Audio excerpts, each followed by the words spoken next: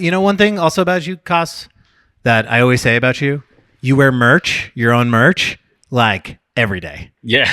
And I fucking, dude, I respect that. Yeah. Like, because, you know, you got to be your own fucking endorser. Yeah. No, socks, everything. You know? Socks, dude, head to toe? Everything. The whole Conbody.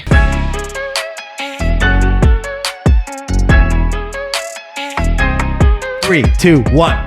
Kevin, you ready to start? Yeah, we're good. We're rolling. The mix. We have a special guest in the building here today. Coss Marte is an entrepreneur from the Lower East Side of Manhattan. By the age of 19, he was running a multi-million-dollar drug dealing operation, which eventually led to his incarceration. While in prison, Marte experienced a pivotal moment when doctors warned him about his poor health. Determined to change his life, he developed a fitness routine using only his body weight and the confines of his cell. Within 6 months, he lost 70 pounds and helped 20 other inmates improve their fitness. Upon his release, Marte started Conbody, a prison-style boot camp that has employed more than 50 formerly incarcerated individuals as fitness instructors. In his new venture, Coss is now entering the legal cannabis industry with Conbud, a dispensary concept that aims to provide opportunities for formerly incarcerated individuals and create an educational space highlighting the impact of the war on drugs in communities of color. Today, Coss is a husband and proud father of 2 children, continues to inspire. He's a personal friend, and we're just so happy to have him. Welcome, Coss, the boss, to the program, man. How are you? I got three now. Yeah. Oh, shit. I was curious how old this bio was. Yeah. The only difference is you got 1 additional child. Well, welcome, man. Good to see you. No, thanks for having me. I appreciate this. Yeah. How are you on this fine Wednesday afternoon in New York City? It's just been a roller coaster. I signed a lease. Oh, shit. For our new location on 14th and 3rd. And today? So it's not secured yet because I'm waiting for the OCM to get back to me, which is the Office of Cannabis Management, to approve because there's a proximity protection clause. And shit is shaky. So I don't know. I'm rolled the dice and see where it goes. So this is a new location for Conbud 2. Yeah, Conbud 3. Conbud 3? Yeah. We already opened up the Bronx. You already have a second one. Yeah. Okay, you have the Bronx location. So, question for you. The first one is one of the first licenses in New York City for cannabis. Yep. And you got the iconic Moscot corner. Yeah, it was How crazy. the hell did you get that space? I went to so many meetings when the Office of Management was like putting board meetings monthly every month, whatever. Okay. And so I was going over there, and some people saw me so much they thought I had a license. Okay. So in the beginning of the whole fucking process, they were guaranteeing the individuals that had a net profitable business for at least 2 years and had the conviction of cannabis on their record. So I did time for weed. I had the net profitable businesses. Oh, dude, you're like the perfect. I'm like, they wrote this shit for me, you know? How amazing is that they did that? Yeah, it was crazy. It was the first time like ever a state or any government body said, like, I've done something wrong to this group of population and we're going to give them a license first. I mean, that's like the Coss Marte law. Yeah, like it's they crazy. Essentially wrote this for you. It's crazy. So how many other people have that sort of combination of a business that is... So they were giving only 300 out. I was in that first 300 wave. Now they're up to like about 600 licenses that they're giving out, but only 170 stores opened up. Okay. So now you're selling weed legal. Yep. Which is crazy. Full circle. It's so full circle. So full circle. It's like the craziest thing. Yeah. Let's go back to the beginning though. Yeah. So when did you start selling drugs? I was probably like 12, 13 years old. I was in 8th grade, and I remember like my friends used to call me Smokey the Bear because I was always high in class. And at 12 years old. Yeah, I started smoking at 11. But like I was that person that, that's the high kid in class. And then other kids started wanting to smoke. So they're like, yo, can you go get it from my cousin? So my cousin had a weed spot right on the corner. So I would just go right to the corner, come right back, and I'll be smoking for free. All I would spend was like a quarter for a Philly. Okay. And I'm the only one that knew how to roll. So I'm rolling a blunt. And we started selling weed in junior high, This is the Lower East Side. 1998. You grew up in Manhattan, 1998. Yeah. You were just like, okay, I'm gonna ride with this. I'm good at this. And so that became a constant thing where I was like going back and forth, and the supply demand happened where I just asked my cousin, let me get an ounce, so he sold me an ounce for $100. I turned that into $280, and there's where I started just flipping, and Business, This man. is the business of weed. Like, I feel like this is the start of like it's a great entrepreneurial story too. Like, I think that's also the thing that's amazing. I still don't believe it. Yeah. Well, you were a businessman at 12. You were selling something that people wanted and you were making a profit. Yeah.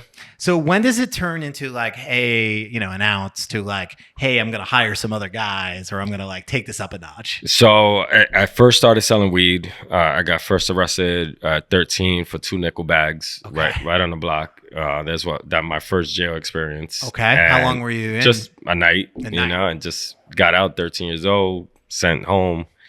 Then I got caught again at 15. I did a year at 15. Because I violated probation too, and I was juvenile prison. Juvenile, okay. Yeah. And then I did another year at 19, and then another 4 years at 23. So I was in and out of the system. I got locked up 12 times throughout those stints, and I was just a knucklehead trying to figure out like how to outsmart the cops. Like I would memorize their license plates. I was strategic on where we should sell and how we should sell on my block. So sometimes, we would have people collecting money downstairs and the drugs will come out of a window on the other side of the block. So you're catching it on the other side, and we're just doing not doing hand-to-hand transactions, but doing different hand-to-hand transactions, flying transactions. You had to innovate. You had to get creative. And then I had people watching in the roof. But from where I started with one person, and then it was my boy Joey who I started with basically. And, shout out to Joey. And Joey, he was just a friend that we just did a lot of crazy shit on the block with, and he was always there. And he has his own story, but he came to me. He was like, "Hey, I need some work," and so I gave him work, and he sold it and came back like an hour later. He's like, "I need more." He sold it again, came back, and he's like, "I need more." I was like, "Yo, I ain't got no more." He's like, "Yo, let's go buy some." So together we just put our money together and became partners from that day on. And so after sort of like a couple of years of this, you were making millions of dollars? Is that sort of the true, like how much money you were kind of bringing in? Generating $5 million of revenue, profiting $2 million each between Joey and I. Each year? Each year. Yeah. Damn. It's a good business.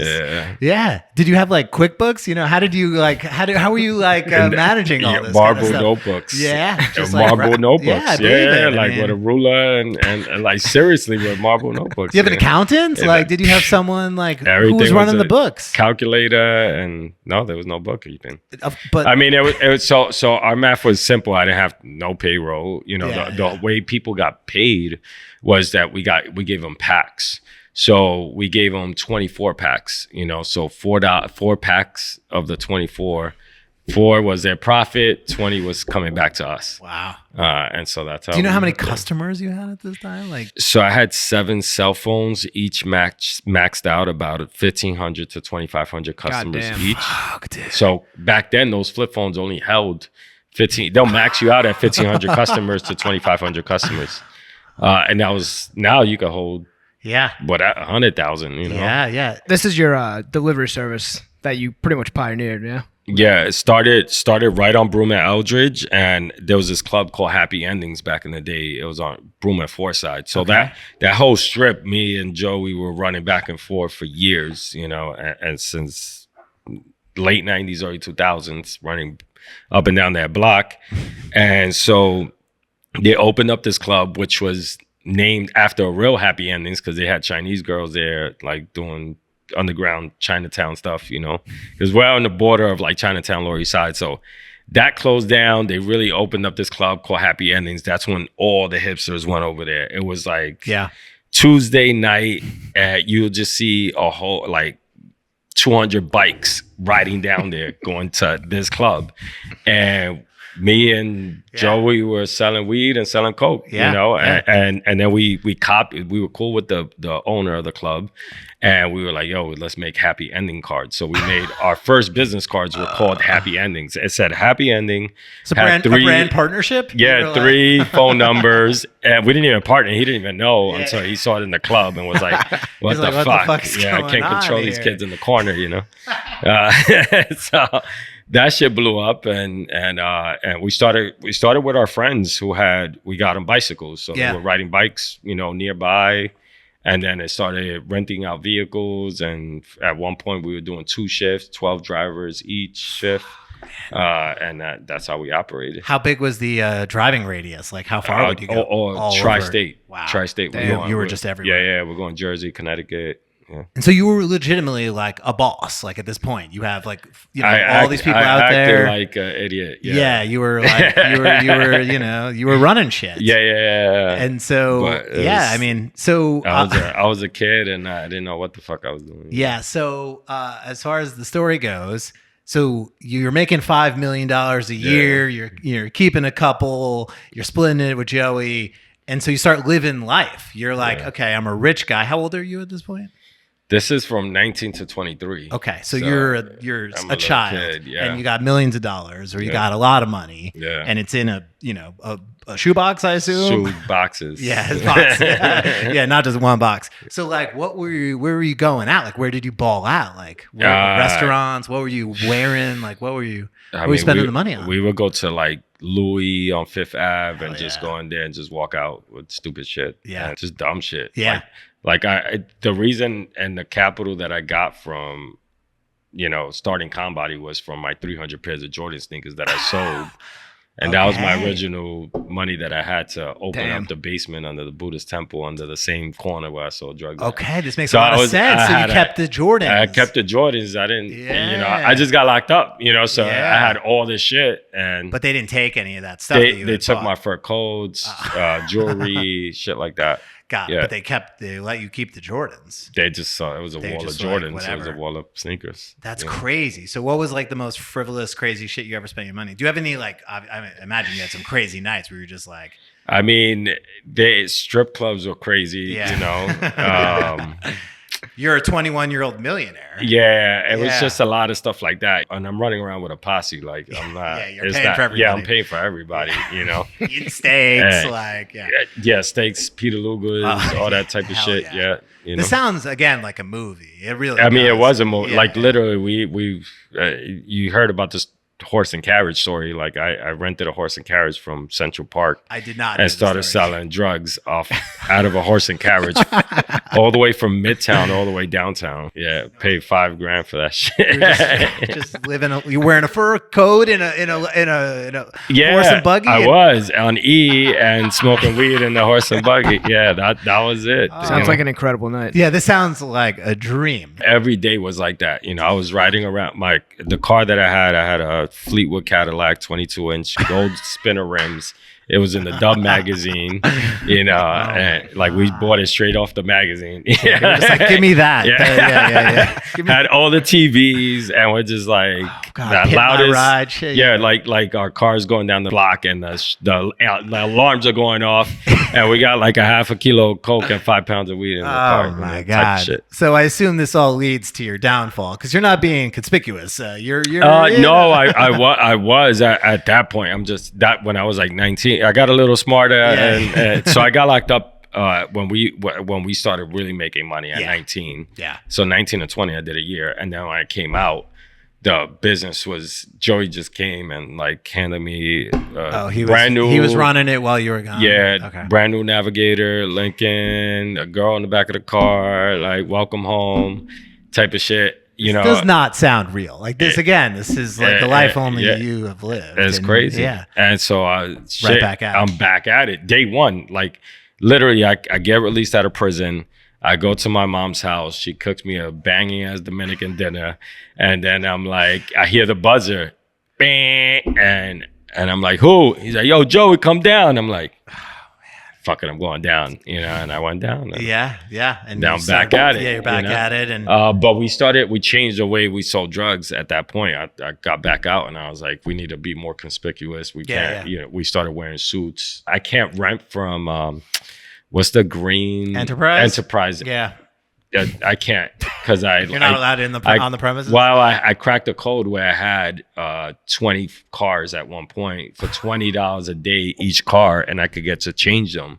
Wow. The feds were trying to come after me for that shit too, and I never told on anybody or gave up the secret. But that's we were switching cars with every driver, basically every week. And Enterprise, they're not Conbody fans. Yeah, no, I get flagged every time I try to. Yeah, anytime you try to rent a car, you're like. And I think they own now Alamo. So like when I went to Alamo, I'm like, oh, you just signed with Enterprise back then. I'm you're like, banned. Yeah. Fuck. This guy, they have a picture of you in the car. It's like, if you see this guy, don't give him a car. Yeah. Well, so this is an unbelievable story. So you're back at it. You're going through. Joey's got you hooked up. You got the business is still running. Yep. And so then what leads you to sort of get caught for, I guess, the final time? So the final time. So I come home. I'm running the business. Joey gets caught. Okay. He's now doing another a year stint. Okay. Yeah, for some minor shit. Okay. And I'm running the business by myself. And so now it's like reverse engineer. Yeah. You're like, okay, I take the lead. And so we started moving, and it was a lot of work that we were moving, about a kilo a week. Eventually somebody told, so what happened was that I had a dispatcher. So we had two dispatchers that was calling people. We had people that were bagging up. We had people that were driving. This dispatcher started a separate phone line where he started stealing my customers away from the main service lines, which was 7 different phones. And so I found this out because one of my customers called me. He had my personal number. He was like, what the fuck is this blue bag? This should burn my nose. And I'm like, what are you talking about, blue bag? We don't sell no. But he's like, yeah, the guy with the green truck, and this was one of the drivers was his cousin that he was doing runs for him. And I'm like, okay, let me call this. I was like, give me that number. So I call that number, and it's my dispatcher. I hear him on the phone. I'm like, what the fuck you doing? And he hangs up the phone. We had about a couple $100,000 in that apartment and a lot of drugs, and he disappeared and ran away. And then we saw him one day up the block. And so Joey and his cousin runs after him. He jumps into a cop car and he's like, yo, I think those guys are coming after me and they got a gun. So we had other patrol cars jump on us, and check us out and all that shit and let us go eventually.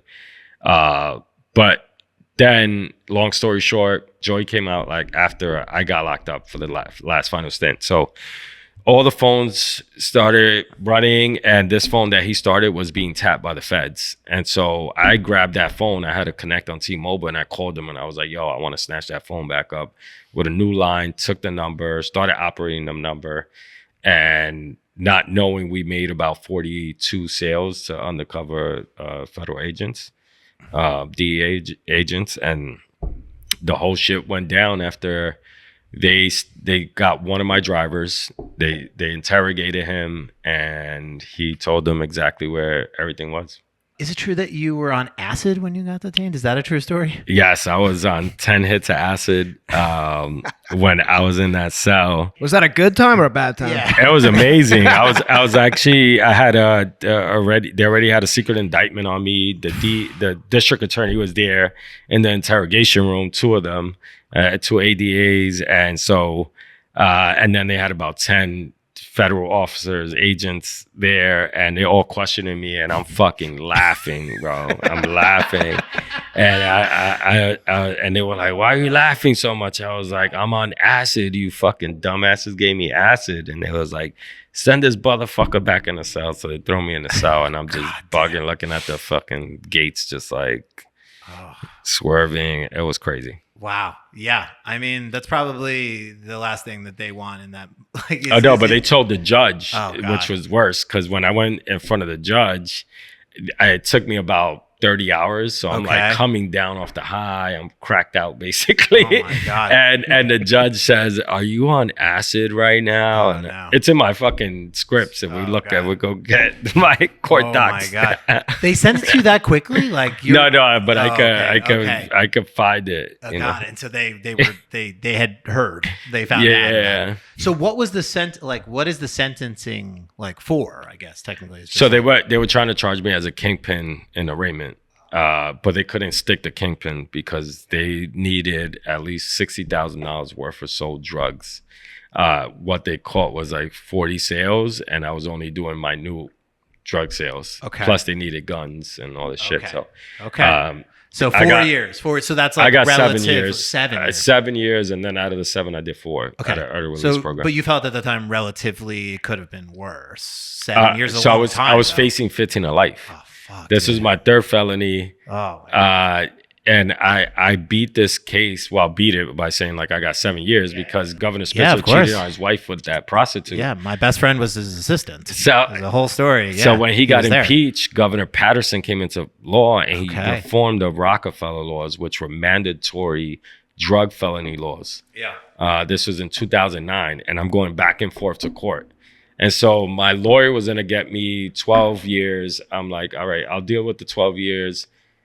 I go back to court. The DA says 7 years we recommend. And I was like, what the fuck? I'm like, I look at my lawyer. My lawyer doesn't even know what the fuck is going on. Yeah. He's like, let's go with this. And judge said, how do you feel about that? I said, guilty. You're like, I'll take it. And I'm smiling. I'm Yeah, like, you're yeah. like 7. I look at my dad and my brothers in the back, and they're like, what? Why are you smiling? I'm Yeah, like, you're like, you don't understand. And I was fucked. well, in a lot of ways, I gave you the opportunity to be sitting here and like to turn your life around. Mm-hmm. So going into prison, were you already kind of overweight at that time because of all this Peter Luger's and all the burgers and all the just like living life? Yeah, I was fat. Okay. I was fat. Yeah. So you gained the weight sort of like in that sort of living the high life. Yeah, just living in the car. I was like, Yeah. I was drinking. driving like literally from my apartment. I had a corner bodega. I would leave my car double parked. I had $40,000 worth of parking tickets that year, and I would drive from the middle of the block to the corner bodega, step out of the bodega, do a U-turn, come back to the block. Yeah. I was living on Sherman and between 204 and Academy. I had a spare. Yeah. 1 bedroom there that I was staying Yeah, at. you had a lot of money, so Yeah. you could live other places. But Yeah. you were just eating and not really Yeah, taking care of your body. I was not doing no doctor visits, No. nothing. You're in the streets, you hustling, your friends are showing up, you staying up for days, you know. It's a life that feels so foreign to me. You know, at some point I was like, what about school? Like, you know, like when did you drop out of school? Like, So I dropped out of school my first semester at college. Okay. At Where- U Albany. oh, wow. Okay. So SUNY. yeah, so I went to U Albany. This is 2003. It was the #1 party school that year. That was like MTV was filming that fraternity shit. Okay. And so that shit was crazy. Yeah. You Were know. you selling drugs at Albany? I went to class once, and then I started. and so if you look at 2003 newspaper, University of Albany Wow. weekly, like. So you had already been to prison. This is before the sort of. I went to prison. This was before 15. Okay. So 15. This was 17. I went into college. Whoa, that's pretty Yeah, young. yeah. Okay. I was. Well, you're a prodigy. Yeah, You're, I was a you're- December baby. That's the you're- only reason. You're an entrepreneurial, you're an entrepreneurial. I never got left back. You're an entrepreneurial genius. But, I yeah. guess you're now in prison, so you're serving 7 years. Yep. Where was the prison? I started in Rikers Island for a year, and then Green Correctional, Coxsackie area, and then Lakeview. Dumb question. What was it like? Like, what can you describe being in Rikers? Rikers, I was just trying to sneak in weed all the time. How And the hell were you trying to do that? With with guests? officers, guests, I was baby mama, just bringing it in the visiting room, putting it in your prison pocket, and getting it in. And then, I was smoking my cell, be stuck in the cell for a long time sometimes, and play Sudoku, and then I'll play dominoes, and but there's a lot of shit that comes around with that. You can't sit at certain tables. You got gangs running the whole Sure. shit. The phones are being ran by different gang members. If you're not part of a gang, you're probably not using a phone. So At what point did you decide where you were like, I'm gonna start training myself? Like I'm overweight. You got a lot of time on your hands. yeah, so when I got upstate, that's when I first got like medically checked. You know, Okay. so they took my blood work. They do that as soon as you get into prison. So they give you like throw this fucking shampoo shit that's nasty, but it kills like Okay. lice and all this shit on you, give you prison clothes, and then they fucking send you to the medical unit. You get shots. 2 weeks later, they call me down to the medical unit and they tell me my cholesterol levels were through the roof. And if I didn't start eating correctly, I could die of a heart attack within 5 years. And I'm like, get the fuck out of here. I was 24 years old. I'm like, I don't think I'm gonna. But Yeah. they know the results of my blood work. What the hell do I know? So they put me on special diet, which means less food. Yeah. Oh man. Less prison food, which is like you're dying basically. And then and just recommended like real exercise, you know. Okay. So So I mean, in some ways, they were looking out for you. I guess they were yeah, trying I'm to help state you. property, you know. So Yeah. Was so- was there like a moment in there where you decided to change, or was it like, did it come directly from like that doctor's recommendation? yeah, that doctor is like made me like step back and was like, oh shit, like I haven't done shit, Yeah. you know, for so long. And I was active as a kid. I was like Yeah. into sports, always in the park, you know, just like moving around. And I was never this big. And when they told me that, I was just like, I need up. Yeah. I need to start moving. So what were you doing? What was the first thing? So dips off the side of my bed, push-ups, jumping jacks, burpees, step ups on the bed, and then I was running the prison yard. Do they have gym equipment at all, or no? In certain prisons, yeah. But not the one yeah. that you're at. That one, yeah, but I was not in the side. Yeah, God, it's technically, okay. Yeah, it's a whole thing. But you can run around the outside. And you or can run like- around, not the outside of the prison. I wish. Yeah, show us how many and times like, I've been let me to see prison. how I'm out. Yeah, they just take you. You get to go out for a little walk, right? You know, on the outside. No, around the inside. Yeah, around the the outside, inside. meening outdoors. Yeah, but- yeah. In the yard. In the Yeah. yard. Yeah. And so you're doing laps like. I'm doing laps, and it was very awkward. Nobody was running the yard. I was No. like the only one. I'm running with like a hoodie. Sometimes I put a garbage bag on top of me.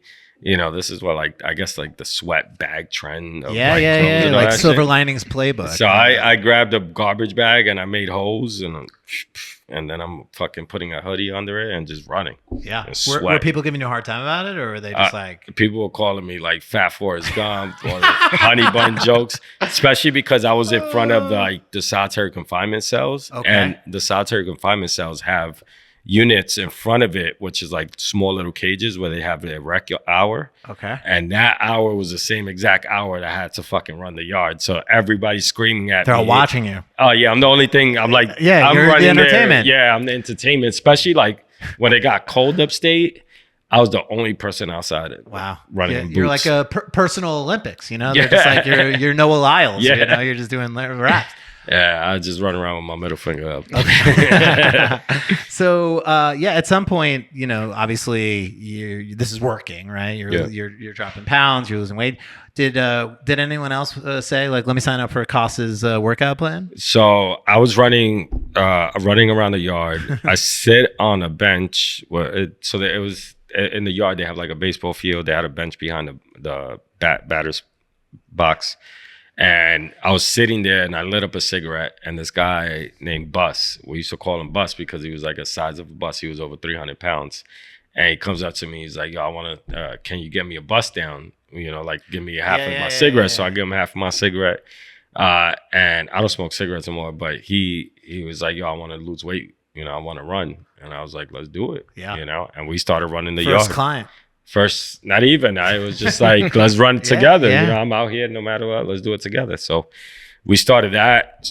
Another friend of mine came out. Another two of his friends came out. And then we just started having like a group of like a dozen guys just form a circle. It's amazing. Coss's Run Club. You know, this is like, you never see those guys running around, you know, Brooklyn now, or they're just, you know, run clubs are the hot new thing. Yeah. You were doing it, you know, you were ahead of the Yeah, trend. ahead of the trend in the wrong place. Yeah, exactly. Yeah. So I also remember that you were put in solitary confinement at some point. What led to that?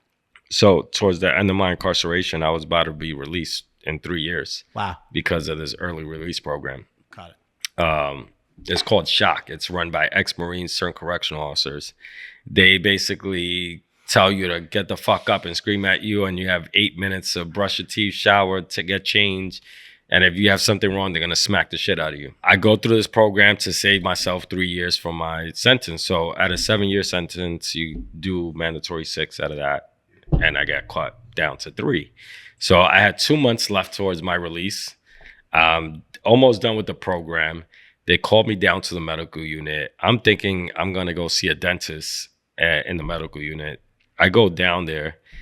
And I've been waiting for a dentist for like my whole prison sentence. So I'm going there excited, like I got 2 months. I'm gonna get my teeth whitened. I'm gonna get this girl, blah blah blah. So I go down here. Yeah, so I go down there. There's also says there's a random drug test, and I'm like, okay, whatever.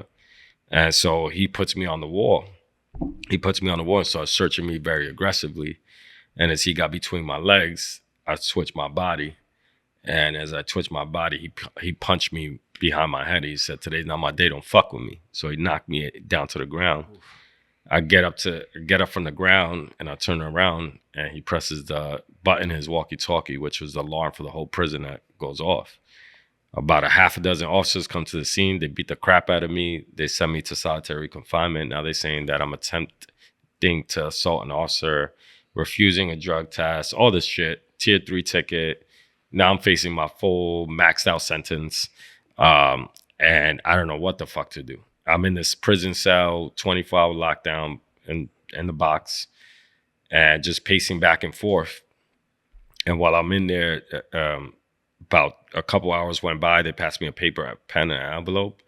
And I quickly grabbed that, and I started writing a whole letter to my family, letting them know I got into this issue.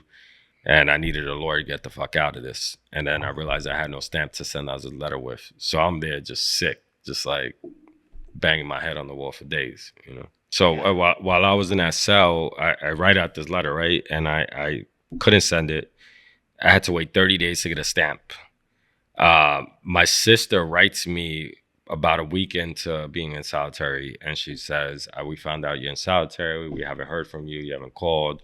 And my sister's like Mother Teresa's child, super religious. She tells me, read Psalm 91 from the Bible. And I'm like, get the fuck out of here. I don't need Jesus, a God. I need a lawyer, you know? And so I take that letter, throw it in the corner of my cell and lay back down. And a couple of days went by, and out of boredom, I picked up the Bible, a Bible that she gave me on early in my incarceration.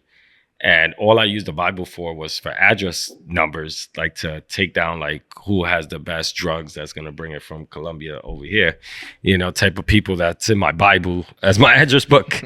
And so I turned to the pages out of boredom. Psalm 91, he who dwells in the shelter of the Most High will rest in the shadow of the Almighty. I will say of my Lord, he is my shelter and my fortress, my God in whom I trust. And as I was reading those words, a stamp fell in between my Bible. It was in my Bible. And it was the stamp that I needed to send out this letter with. And so I send out this letter. Nothing really happened. I ended up being in there stuck, and I read the Bible from front to back. And that really just woke me up on realizing what I was doing was wrong, that I was not only like affecting my family, but like thousands of people that I hurt, you know? And so I said I wanted to get back to society. I was already helping the inmates in the prison yard work out. And so I started writing out with long file sheets of paper, using the side of my Bible, like wrote out a whole crazy 90-day workout plan, wrote out my book there, and came out and called it Coss Athletics. And that was not what I wanted to name it. I was just going to ask, when does the name Conbody come up? Because it's a fucking incredible name. So I didn't like because I thought it was soft. Though when I came home, I wanted to do it like Con Fit. That was my mind. It was like Con Fit. And then when I searched Con Fee, they were selling out the fucking URL for like $8,000. I ain't had no $8,000 to pay for a URL at that time or some shit. Got it. And so we started messing around, and we between my girl and I at that time, we just came up with Conbody. So after you get out, you're like, this is my path. This is what I'm going to do.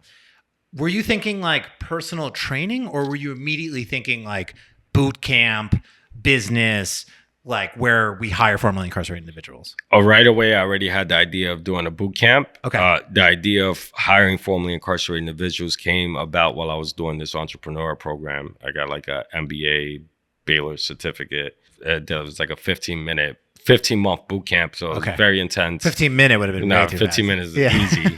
But 15 months. Okay. Yeah, so it's called the 5 Ventures. They believe that illegal entrepreneurs could become legal entrepreneurs. So while I was building my proper business plan, not the solitary confinement thing that I wrote, like I started putting in more thought into what I really wanted the mission to be. That is pretty amazing that there are programs that are sort of trying to help. Because again, like I said before, you're an entrepreneur. You're a business person through and through. And so putting that into something that is positive and putting into something that is, again, legal is very smart. Another thing I just remembered, was there a Shark Tank in prison? Is that a made up story? Is that real? Where you pitch ideas? Like, so that program is now doing like Shark Tank competition. Got it, the Baylor. Inside. Yeah. Okay. Well, it's not Baylor, it's the 5 Ventures, but they had it accredited that semester by Baylor. Okay. And did you meet Barbara Corcoran from like... Yeah. When did that happen? So this shit was crazy. I graduate the program. There was like this pitch competition that they told me about to apply. I get in there, I pitch, I pitch twice, make it to the final round. It's like me and this MIT and Harvard kid, and me were like, a Rikers Island degree. And so I pitched them my idea and the audience got to vote. There's YPO, Young Professional Organization. Sure. And so the audience had these like little yes or no or 1, 2 little dial remotes in each seat. So you see the dial up come up in the behind the screen once after you pitch. So I'm like, fuck. So for me, it was like a 40-60 split. 40 said yes, 60 said no. One of the kids had 50-50 and this other girl had 60-40. So I'm like, she won it, whatever. Yeah. And Barbara came and she was one of the judges and she was like, fuck that. This is my guy. He's taking it. And I'm like, what? And they had a bottle of Papa Van Winkle's there and they left clean at the stage. The judges didn't. I drank every single glass out of the judge. Oh my God. It was for 100,000, the winner. And I didn't get the 100,000 because they said, you're starting a business with that's very liable, and they say you're hiring people that's ex-cons that may mess up your business. And I'm like, what? Yeah, fuck that. So they gave me 25 grand. Okay, and I took it. Wow. And Barbara gave you some money, or that was that group. Just generally, she was a part of it, and she wrote for you. I think she's the coolest, like Shark Tank. Like I think she's like the realest. Like a lot of those. Listen, I'm not gonna name names, but I think a lot of those people are fake and phony. I feel like she's the real deal. And I met all of them and been around there. Yeah. I can't talk about it. No, it doesn't. Disney will fucking got you under the NDA. Yeah. So you get the 25K. You got some money from your Jordans because your Jordans are still at home. Yep. And so you start Conbody and you get a space on Ludlow. On Broome and Eldridge. Oh, Broome and Eldridge, that's right. Yeah, that's just the basement of the Buddhist temple on the same exact corner where I sold drugs at, where I first got locked up at. And so you just get rent, or you get a lease. Yeah, get a lease, and you just start training. Yeah, and start training, and started pushing. That started blowing up, and then we had the opportunity to do Saks Fifth Avenue. And so when we started the logo, we had the logo looked so fucked up, I think. And I remember Scott, my boy, who's my business partner and good friend, he said, we need to speak to Alex. And I'm like, nah, the logo's fine. And he's like, nah, we need to fix this shit up. I'll pay for it. And I'm like, dope, cool. And so Alex gives me a quote, and I'm like, yo, Scott, bro, I'm broke. What the fuck is this? He was paying. He's like, I'm not paying for it. I'm like, so we can't afford this. So, Alex hooked it up. Shout out to Scott. And I'm happy to enter the story at this moment. But man, I mean, when I met you, you were pretty new. Like the business was pretty young. You were in that basement. I remember going there. Yeah, and 2016. There was no windows. It was it was a bit musty. Very musty. I think we got HVAC lawsuits behind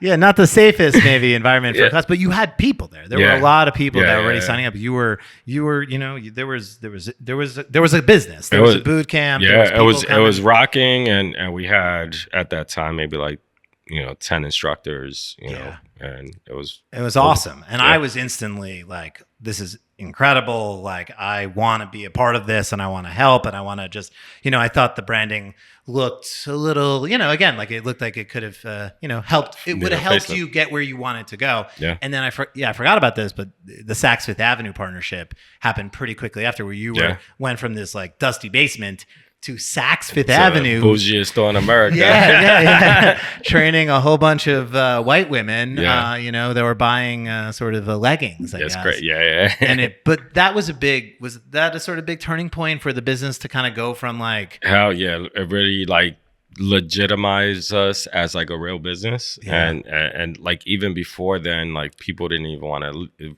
lease to me because of my record. Like, before I even found that basement under a Buddhist temple, I went to like 20 spots, and then after we were in Saks, we were getting calls like, hey, can you come look at this space, blah blah blah, we have this, it's everything set up for fitness, blah blah blah. And I'm like, y'all motherfuckers is like Xing me out, I mean, that's a cosign, know, and it did in many ways, kind of give you guys that sort of like, vouch that like this is a very legitimate business. And how did that come to be? Like, So I spoke on stage at this like wellness conference and told my story, and this white lady came up to me and was like, yo, I love you. And I was like, what? And she was like, here's my card, I want to help. Yeah. And no, she didn't even give me her card. She was like, give me your number. So I gave her my number. She was like, send me your email. So I texted my email, and she emails me back and writes Saks Opportunity. And I'm like, well, what a ball of Saks. Because it didn't register for me like SAKS Opportunity. Yeah. And then she didn't even get specific. She had no footer on her email. It was like, let me know when you can talk. And I'm like, wow. All right, cool. And she was like, hey, we want you to move into the space. And I'm like, what? Yeah. I remember it was really cool because it was like a wellness floor, and Saks has like 1 million floors. Yeah. And so they just were like, this is going to be our wellness kind of like move. And what other businesses were there? Was Peloton there? Or Peloton was right next to us. Yeah, that's crazy. Different yoga studios. Yeah. Yeah. It was awesome. And I remember the first day I went there, and I've told you the story where I sort of went to the opening, and you were there, and it was just a big thing, and your mom was there. And I just was like, I've worked on a lot of design projects in my life, and I've never felt more proud of anything I've ever done and been a part of, because I was like, man, what I'm doing is just one small piece of helping this guy. Oh, no, amazing story. Alex, you changing lives, you being part of like this step is like really rewriting other people's scripts, just because you're putting me in that different position, and that position is being seen as like, this is legit, because of you. Wow. I don't know how to do with that compliment. Yeah, I appreciate it, man. Because I mean, I guess I just, you and I instantly got along, and, Scott set us up. I designed a dating app for Scott that didn't go anywhere. And so life is weird that way, you just meet people. And, I think you've always been a really great storyteller. I think that was also a thing that I instantly recognized, like just hearing you tell your story here, but also you had so many good instincts. Like you had that, like, you had people taking mug shots like after a class with like they still do it. Yeah, and I was like, this is fucking genius. So you had so many good creative ideas. I just was like, how I just want to help and be a part of it. And I think it really changed my life, honestly, because at that point I'm still working at Coca-Cola. Yeah. Like I'm a corporate guy working in my regular job, and I was thinking about Center, like my own company. Yeah. And I was, I didn't know. I wanted to work with entrepreneurs. I wanted to work with small businesses. I didn't want to work with giant companies as much as I wanted to like work with people that were doing exciting things. And you were like, to me, I was like, this is the coolest thing I could possibly do.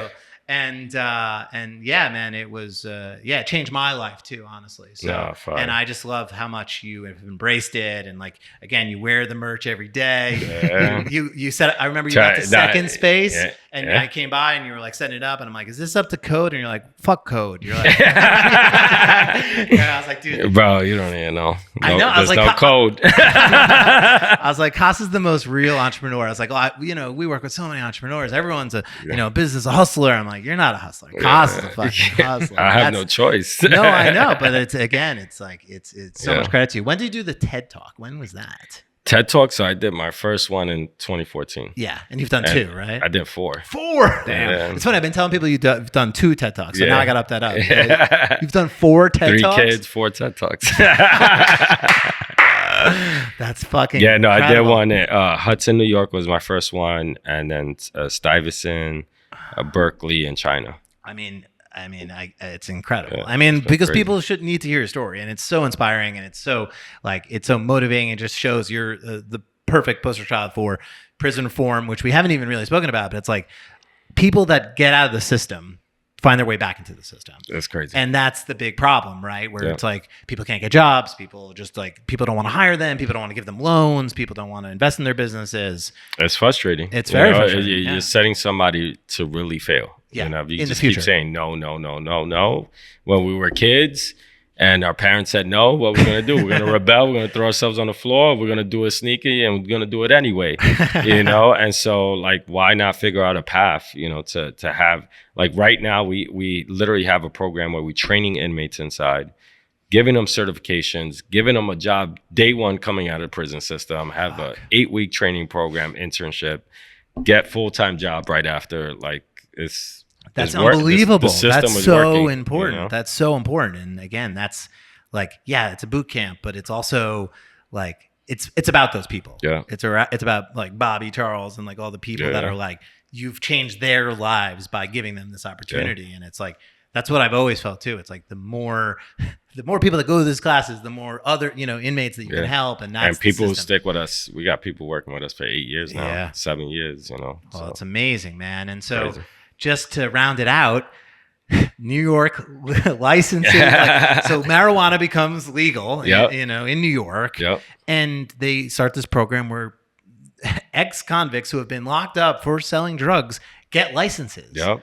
What a fucking crazy thing to do. So I was following the New York market for a very long time, like the medical side. So I got into cannabis because my friend in Massachusetts asked me to be his CEO over there while I was running Conbody here. Oh, wow. So illegal business in another state. Yeah, and he asked me. This was 2017. He got one of the first licenses in Massachusetts, and I said, I was like, all right, fuck it. Let's go back. I'm gonna split my whole body. But we're gonna do it. And so he put me. His lawyer said, no, they rejected you because you have a criminal record. You cannot work at a dispensary. And I'm like, what the fuck?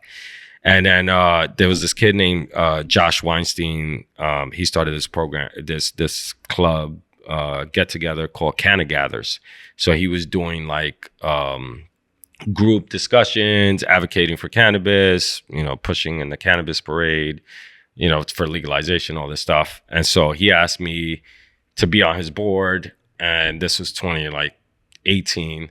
And I started sharing my story about like how I got rejected for this stupid shit. Like how you're not allowing somebody that has a weed record, that should be a net positive for me, I'm experienced. And so while they legalized 2021, they dropped some regulation in that same year in August. They said that their first licenses that they were going to give to were for people that had a net profitable business for at least 2 years and the conviction. So there's not many people in the state of New York that meet that quad. There was 903 people that applied.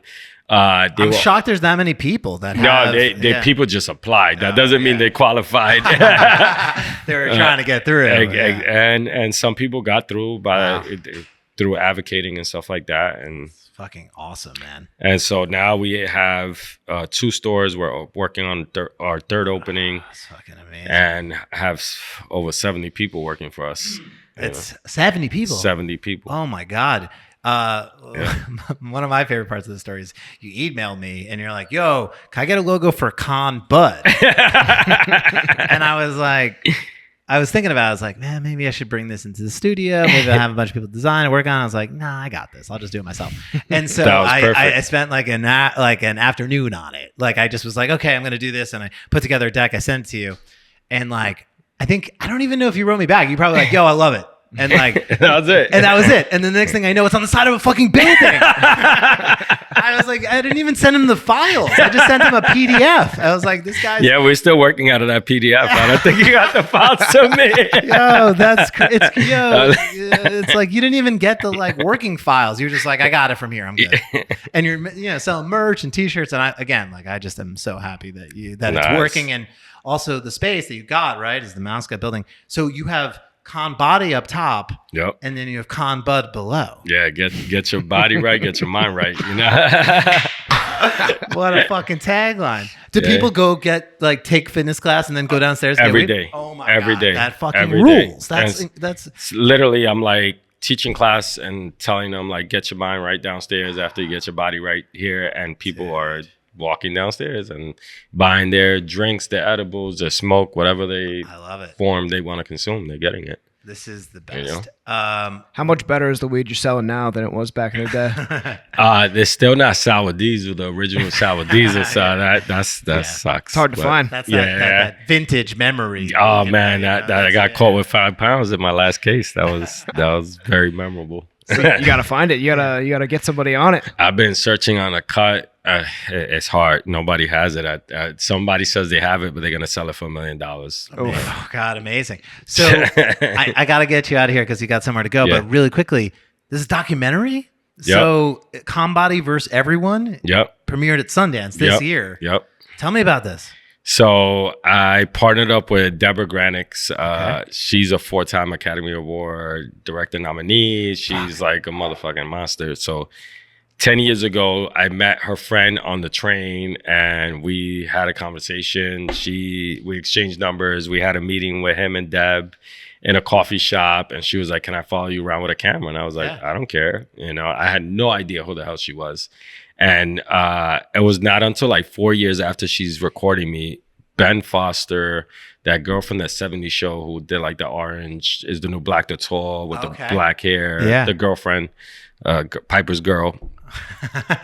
Her and Ben Foster are walking down the block and they see Deborah and they were like in awe, like they start worshiping her. And I'm like, who the fuck are you? And then I was like, let me go search her on Google. And I'm like, oh shit.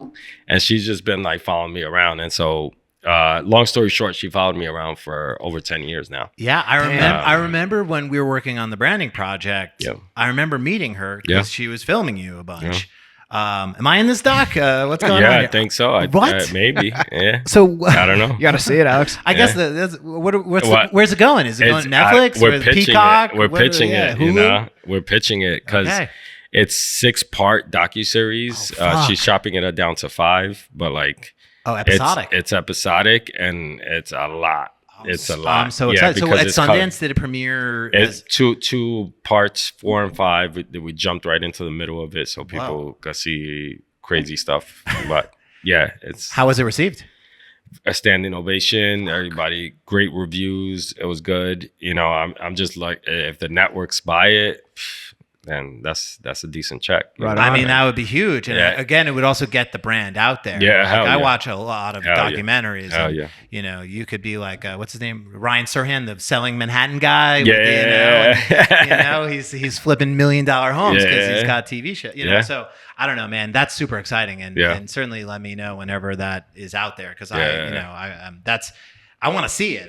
When I found out, I was like, "What the fuck?" It's powerful because she's tracking like my journey of coming out, trying to start a business, and all the adversities that I had to face. I could imagine. And then hiring everybody. Does it go up to Conbud or no? Does it? That's a separate documentary we're working on right now. Damn, dude, you're fucking. So what's next? Like, what are you working on right now? It's separate doc, and then opening up more stores, and changing diapers, bro. Yeah, 3 kids, 4 TED Talks, 3 shops. How many Conbodies? Just the one? Just the one. Okay, cool. Yeah. Do you is Conbud really kind of more of your more of your time now? Or just splitting it? 50-50. I'm like up and down the stairs all day. I live down the block, so it's like I'm in the shop. Well, Coss, I want to say thank you for coming thank you. and thank you for telling your story. And I'm just so glad that we met back then and we stayed friends. Likewise, and I'm just so proud of you and everything you've done. And it's honestly, it's so inspiring, and